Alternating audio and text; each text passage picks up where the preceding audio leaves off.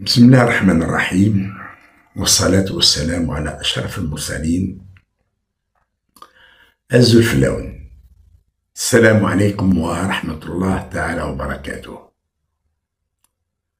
من مدينة البريخة بمنطقة إشبيلية بإسبانيا، من المنطقة الأندلسية، يسعدني أن أتوجه لكم، خاصة للأخوات والإخوان والأحبة والأصدقاء اللي افتقدوني تلك هذه الأيام الخمسة، واللي كثير منهم تألموا. ها أنا بابتسامتي المعهودة وبكل قواي والحمد لله رب العالمين أتوجه لكم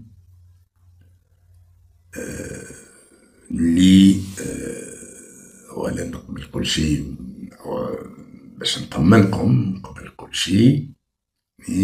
وهذا الفيديو المسجل سيبث على قناة صديقي وأخي أنور مالك، لأني مانيش قادر ندخل القناة ديالي بعد ما ضاعوا مني كل الهواتف والحاسوب، يعني كل الإمكانيات تاعي ضاعت مني، يعني الوسائل تاعي.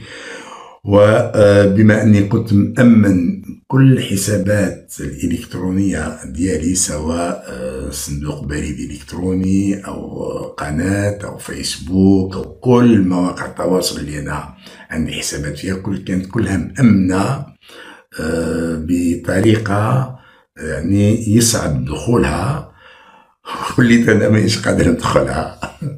لازمني نعاود نجيب المفاتيح وكذا، وهذا راح ياخذ مني وقت، لكن ما عليه.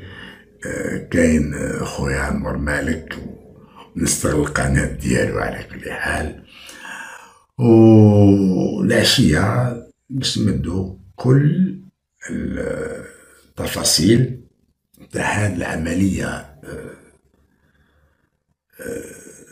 اللي كانت تمت بصفقة بين جهاز المخابرات الجزائرية ومخابرات إرهابية طبعا، ومنظمة إرهابية دولية تنشط في إسبانيا، هكذا حتى تقدر باش تتجنب وما تخلي حتى آثار أنه النظام الجزائري اللي هو كان دبر يعني اختطافي.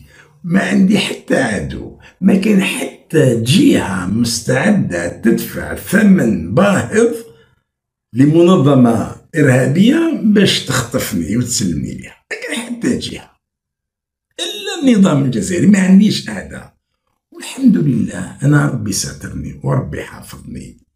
وحتى تدخل جهاز الأمن الإسباني تم بإذن الله سبحانه وتعالى. ربي سبحانه وتعالى سخر لي هذا الجهاز في مكان ولا واحد كان ينتظر يعني يجي، وما عمره ما مشاو للجهة هذيك.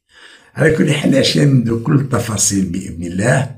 شكري لكل الأخوات والإخوان اللي يعني ضامنوا معايا وعبروا عن مشاعر التضامن، وتألموا كثير من اللي تألموا. كل هذا نتكلم عليه هذا المساء بإذن الله.